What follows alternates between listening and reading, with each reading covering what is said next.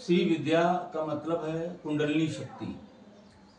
कुंडलिनी हर प्राणी में है, लेकिन मनुष्य में जो मनुष्य के पास ज्ञान है, संकल्प है, प्रार्थना है, तो मनुष्य के अंदर जो कुंडली, क्योंकि मनुष्य एक सीधा प्राणी है और रीढ़ के अंदर वो इड़ा पिंगला दाएं इड़ा बाएं पिंगला है और बीच में सुषुम्ना है और वो सोई रहती है।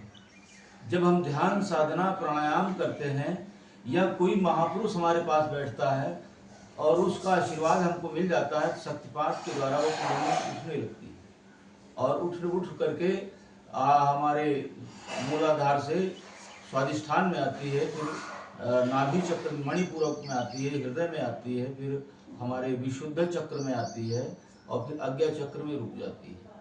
आज्ञा चक्र में स्थिर होती है, जैसे शिव और शक्ति दोनों मिल जाते हैं। जहाँ माताएं बहनें बिंदी लगाती हैं तो कहते हैं वो श्री ही सब कुछ है।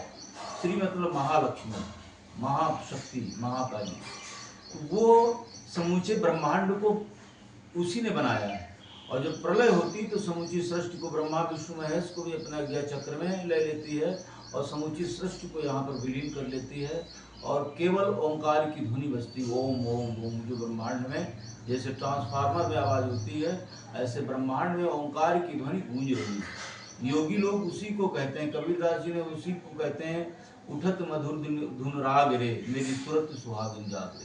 सूरत क्या हुआ? आत्मा है और हर मनुष्य में है।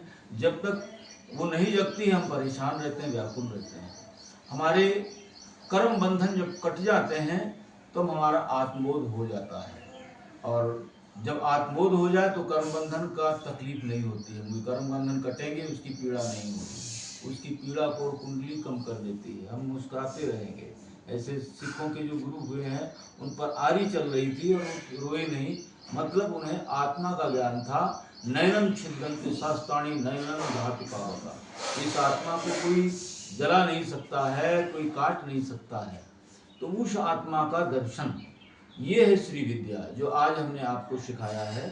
इसको निरंतर करते रहने से व्यक्ति आत्म तत्व को पा लेता है, कर्म बंधन से मुक्त हो जाता है और इसी जीवन में कारण शरीर में पहुंचता है, साधना करने के लिए तैयार हो जाता है और फिर मोक्ष को भी प्राप्त कर लेता है और संसार की पीड़ाएं उसे परेशान नहीं करती हैं, क्योंकि वो जान जाता है स्मृतियां जो पिछले जन्म की हैं वही हमें दुख देती हैं और उन स्मृतियों को काट करके वर्तमान में स्थापित करता है। क्योंकि भूत में सुख नहीं है, न भविष्य में सुख है, वर्तमान ही वो शक्ति है।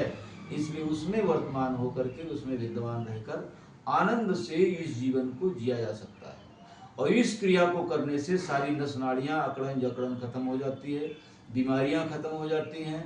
अगर मोटा है तो व्यक्ति पतला होने लगता है, मोटापा कम हो जाता है और यदि लंबाई कम है तो लंबाई बढ़ने लगती है, क्योंकि वो माँ हमें जान जाती है और हमारा कल्याण करने लगती है। हम उसको जान जाते हैं तो निडर और निर्भय होकर के आनंदित हो जाते हैं, क्योंकि संसार में सब कुछ सुनिश्चित है।